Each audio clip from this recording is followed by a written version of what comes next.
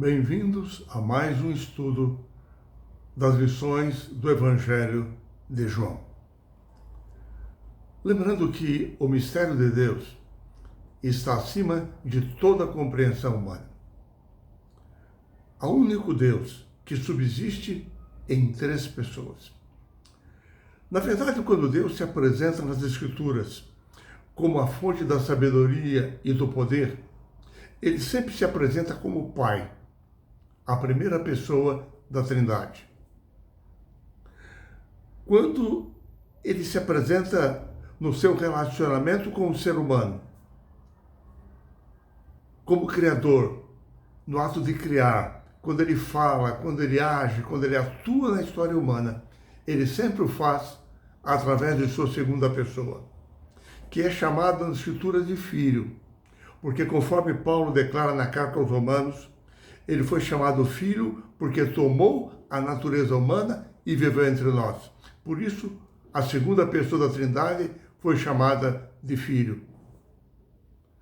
Quando Deus age na vida, na mente humana, em seus pensamentos, em suas ações, em seus relacionamentos, Deus sempre o faz através de sua terceira pessoa, o Espírito Santo. Assim, diante da grandiosidade de Deus, ao concluir o seu Evangelho, João explica por que o escreveu. Em João capítulo 20, versos 30 e 31, João diz: na verdade, Jesus fez diante dos discípulos muitos outros sinais, que não estão escritos nesse livro. Estes, porém, foram registrados para que creiais que Jesus é o Cristo, o Filho de Deus, e para que, crendo, tenhais vida em seu nome. João inicia o seu evangelho sobre a pessoa de Jesus, apresentando-nos uma verdade eterna, que transcende a época da criação do universo. João, no capítulo 1, ele inicia o seu evangelho dizendo o seguinte: no princípio era o Verbo estava com Deus, e o Verbo era Deus. Ele estava no princípio com Deus. Todas as coisas foram feitas por intermédio dele, e sem ele, nada do que foi feito se fez. Nos dias do apóstolo São João, a filosofia grega era dominante. Os ensinos de Platão dividiam a realidade em dois domínios. Para os gregos havia o domínio celestial, invisível, eterno, imutável, onde existe perfeição. O mundo das ideias, das virtudes.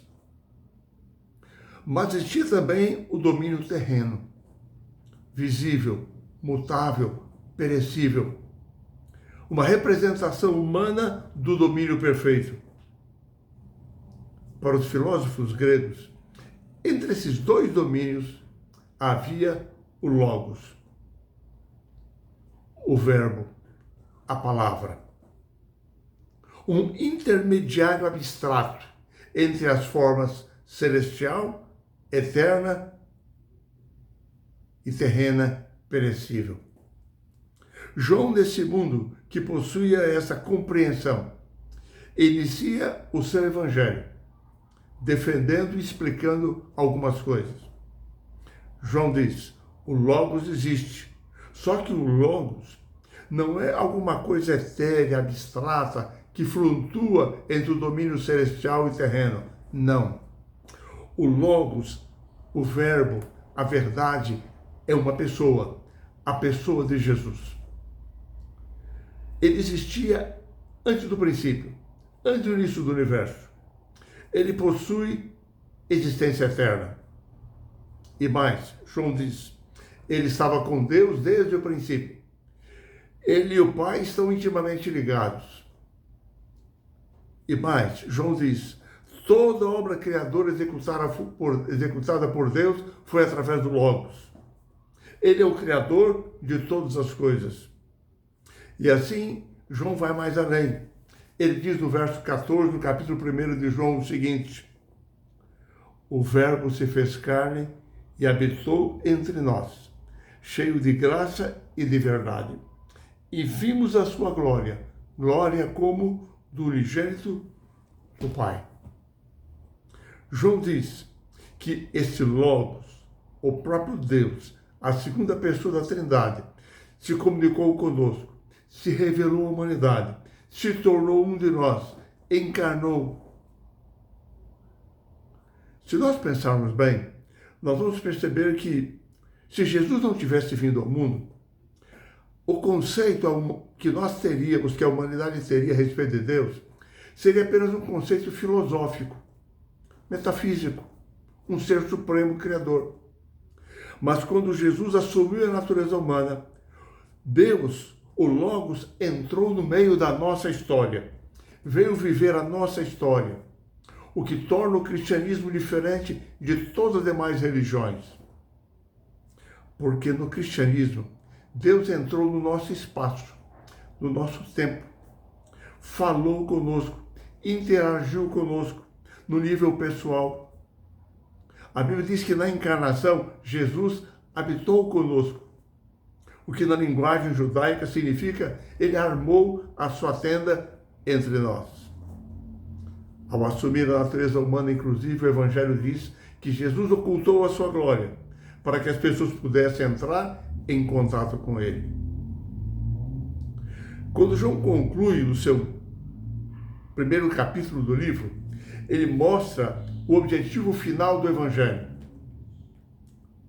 as pessoas serem salvas ao crerem em Jesus como Salvador.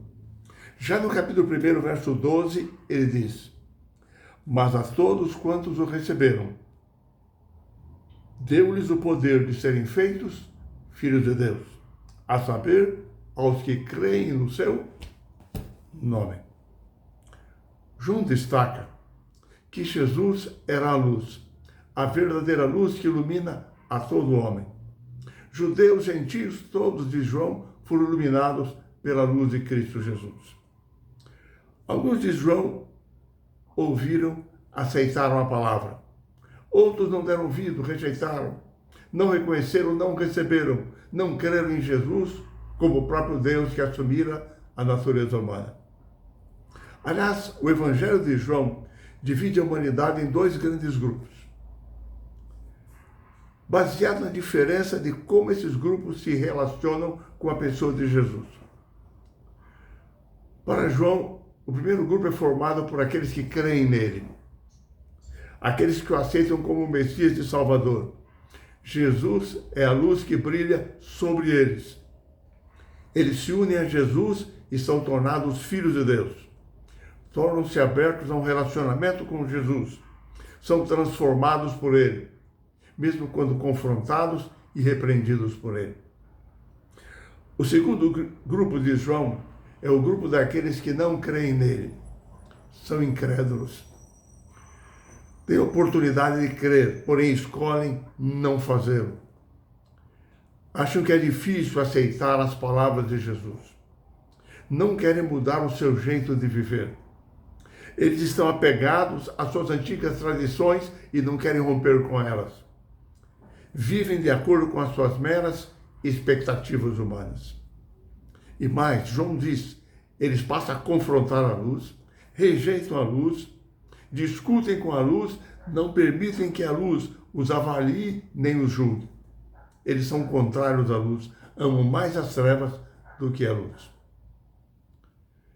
É curioso que no Evangelho de João, ele nunca usa o substantivo para falar de fé, crença, pistes no grego. Ele sempre usa, e o faz 98 vezes, o verbo crer, pistel. Porque crer, para João, no seu Evangelho não é apenas um assentimento intelectual. Aceitar um conjunto de crenças, não. Para João, crer é um princípio ativo. É se relacionar com uma pessoa, com a pessoa de Jesus. Crer para João é fazer, viver, ser alguém por causa do seu relacionamento com Jesus, por causa da sua entrega, por causa da sua conversão, do seu novo nascimento, da sua nova natureza, a presença de Jesus na sua vida através do poder do Espírito Santo. É interessante que o Evangelho de João, ele inicia fazendo uma colocação sobre a visão cósmica do universo. Ele diz que Jesus é um com o Pai. Ele é o Criador do universo. E tudo que existe foi feito por Ele. Nada do que existe foi feito sem Ele. Depois, João começa no seu livro a mostrar como Deus revelou o seu caráter. Seja através dos milagres operados por Jesus, seja através do seu diálogo com as pessoas, mesmo nos conflitos que ele enfrentou nesse mundo. E João, quando fala sobre Jesus, ele se empolga e diz: nós vimos a sua glória. Nós sabemos pelos evangelhos que João testemunhou a transfiguração de Cristo lá no monte, quando Cristo resplandeceu em glória. Mas o que João está paradoxalmente destacando em seu evangelho é que a cruz foi a hora maior da glória de Cristo. Porque Deus na cruz ilustra o entrelaçamento que existe entre a divindade e a humanidade. No nível humano, Jesus morreu em agonia, como um criminoso fraco e desprezado. Porém, no nível divino, nós vemos o lado glorioso da cruz, porque Cristo entregou a sua vida ao Pai, remindo a humanidade do pecado. A cruz tornou-se um lugar de salvação e de misericórdia, onde a glória e a graça de Deus foram manifestados. Por isso, João diz: nós vimos na cruz a sua glória, manifestando o poder de Deus. Enfim, amigos, se você e eu cremos na pessoa de Jesus como sendo o próprio Deus, um com o Pai, a segunda pessoa da Trindade, que veio a essa terra, assumiu a natureza humana para viver a nossa história, o Criador de todas as coisas veio estar entre nós. E mediante Jesus, Deus não apenas assumiu a natureza humana, mas morreu na cruz em nosso favor. Isso muda completamente a nossa visão do mundo, do universo, da vida e de nós mesmos. A nossa visão de Deus. Isso faz toda a diferença na nossa fé, na nossa perspectiva de vida, nos nossos objetivos, na nossa esperança, na nossa missão nesse mundo. E é por isso que o apóstolo São João diz no verso 12 do capítulo 1: mas a todos quantos o receberam, deu-lhes o poder de serem feitos filhos de Deus, a saber, aos que creem no seu nome. Que essa seja a sua e a minha certeza que transforme plenamente toda a nossa vida.